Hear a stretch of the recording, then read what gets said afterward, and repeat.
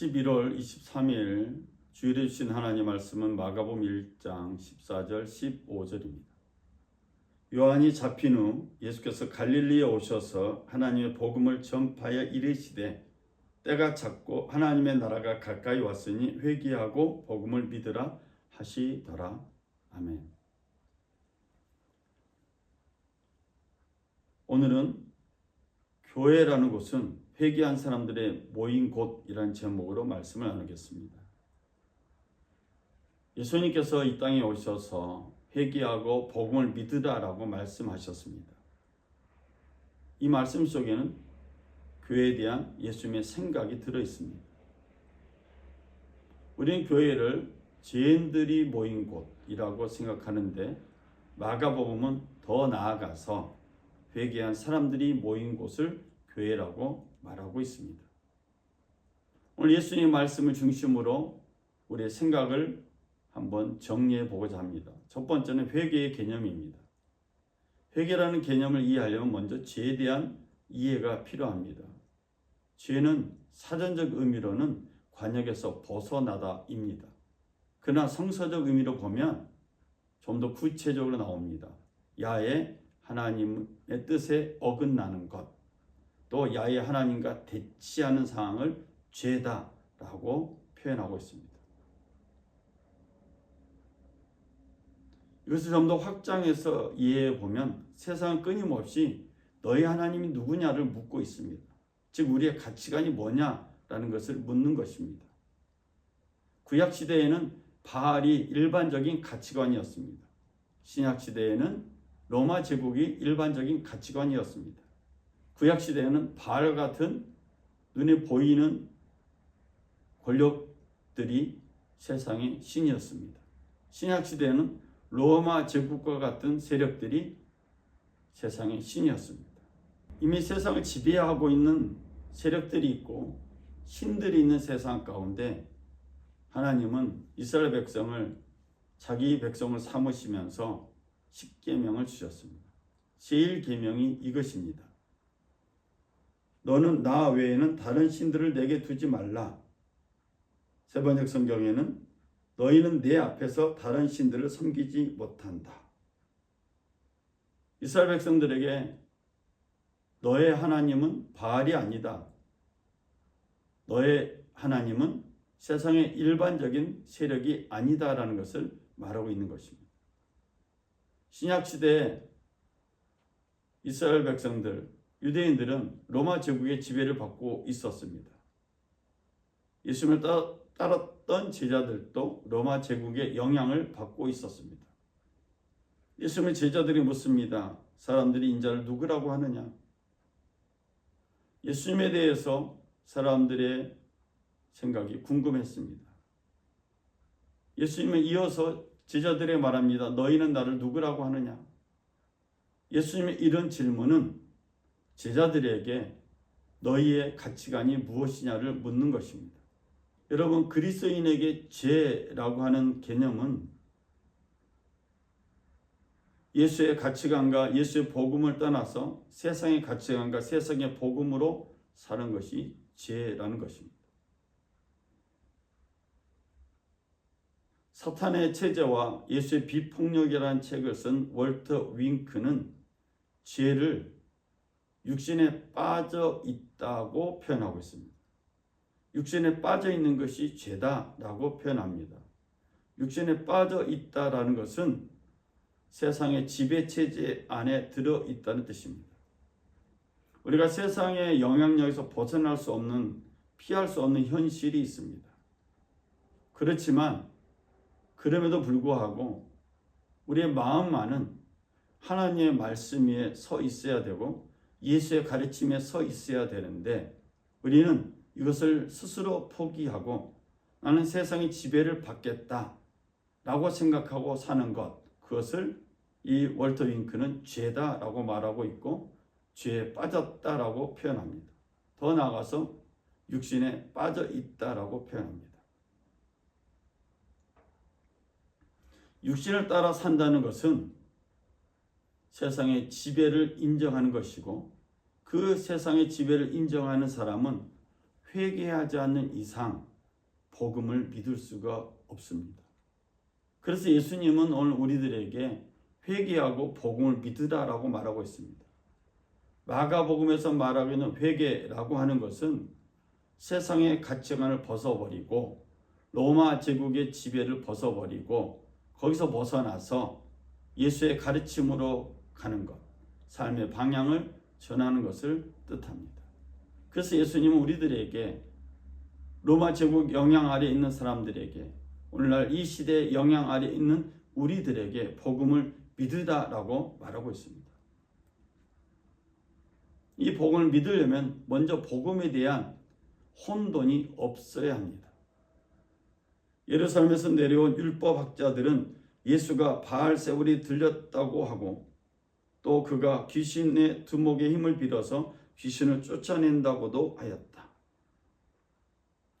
예루살렘에서 내려온 율법학자들은 세상의 가치관을 가지고 있었기 때문에 예수님을 인자로 보지 못했고 예수님 안에 있는 메시아를 발견하지 못한 것 같습니다. 누구든지 세상의 가치관과 세상의 지배를 받게 되면 복음을 믿기가 어렵다고 성경은 말하고 있습니다. 예수님이 귀신을 쫓아내는 그 표적을 보고서도 하나님의 능력을 발견하지 못하는 것은 회개하지 않았기 때문이고 삶의 가치관을 하나님의 말씀이나 복음에 두지 않았기 때문이라고 할 수 있습니다. 그래서 예수님은 우리들에게 성경을 통해서 두 주인을 섬길 수 없다라고 분명히 말합니다.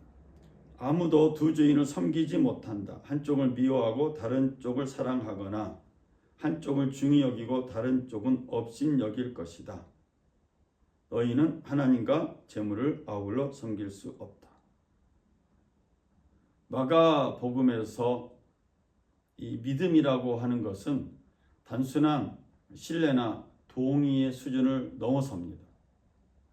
믿음을 준 그 대상의 가르침을 삶의 기반으로 하는 것을 말합니다. 더 나아가서 구체적인 행동, 적용을 말하고 있습니다. 복음을 믿는다, 하나님의 말씀을 믿는다, 예수의 복음을 믿는다라는 표현은 그 삶을 바탕으로 삼고 있다는 것입니다. 이미 세상은 세상의 지배체제가 있습니다. 그 지배체제의 영향을 받지 않겠다는 의미입니다. 예수님과 함께 배를 타고 갔던 제자들이 배에 물이 가득 차게 되었을 때 두려웠습니다. 두려움이 임하자 주무시고 있었던 예수님을 깨웁니다. 예수님은 일어나서 바다를 잔잔하게 고요하게 만들었습니다. 그리고 제자들에게 이렇게 말씀하셨습니다. 왜들 무서워하느냐? 아직도 믿음이 없느냐? 예수님과 함께 있지만 제자들은 믿음이 없었다고 말합니다.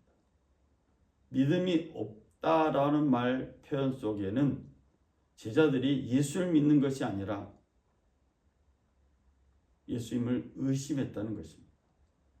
의심이라고 하는 것은 다른 것을 믿는다는 뜻입니다. 예수도 믿고 바다도 믿고 이런 의미가 포함되어 있습니다.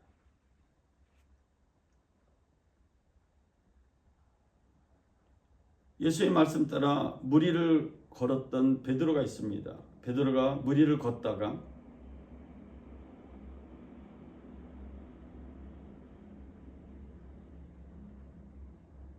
의심이 생기자 물에 빠져 죽게 되었습니다. 그때 예수님이 베드로에게 왜 의심하느냐라고 말했습니다. 여러분, 복음을 믿는다라는 말은 두 가지 이상의 가치관을 살고 있는 것을 말하지 않습니다. 왔다 갔다 하는 것을 말하지 않습니다. 엘리야가 가멜산에서 이스라엘 백성들에게 바알과 야훼 사이에서 왔다 갔다 하지 말라라고 말씀했습니다. 왔다 갔다 하는 것이 의심입니다. 예수를 믿는다, 복음을 믿는다라는 말은 복음으로 살겠다는 뜻입니다. 바알에게도 가지 않고 로마 제국의 영향도 받지 않고 그 가치관을 멀리하고 예수의 가치관, 예수의 말씀을 자기 삶의 바탕으로 삼겠다는 의지의 표현입니다. 회개하고 복음을 믿으라는 이 예수의 말씀이 우리의 삶의 바탕을 이룰 때 하나님의 나라의 시작이 된다고 마가복음을 말합니다. 2026년을 준비하고 있는 우리들에게 마가복음은 우리의 공동체, 우리 평화의 공동체가 회개하고 복음을 믿은 공동체가 되길 간절히 원하고 있습니다. 세상의 주된 흐름을 피할 수 없는 현실이지만 최소한도 몸은 그렇다 치더라도 마음만은 예수의 가르침으로 살려고 하는 방향 전환을 마가복음이 요구하고 있습니다. 우리의 정체성은 예수의 복음이고 예수의 가르침이고 하나님의 복음입니다.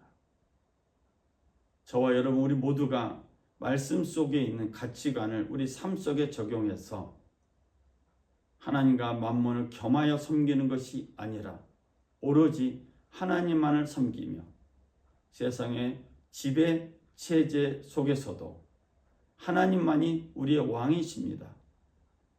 예수님만이 우리의 인자이십니다. 메시아입니다. 고백하는 우리 모두가 되시길 주의 이름으로 부탁을 드립니다. 기도하겠습니다. 사랑의 주 하나님 아버지, 하나님 말씀이 우리의 삶의 바탕이 되고 기준이 되길 간절히 원합니다. 눈에 보이는 것에 우리 마음을 빼앗기지 않게 하시고 영원토록 우리와 동행하신 하나님을 바라보는 믿음의 눈을 우리에게 허락하여 주옵소서. 우리 평화의 가족들, 믿음의 가족들의 삶 속에 예수의 말씀으로 가득 채워지는 은총을 더하여 주옵소서. 우리의 고백을 받으신 주님께 감사드리며 예수님의 이름으로 기도드렸습니다. 아멘. 이상으로 하나님의 말씀을 전했습니다. 우리 하나님께 영광의 박수 올립니다. 할렐루야, 감사합니다.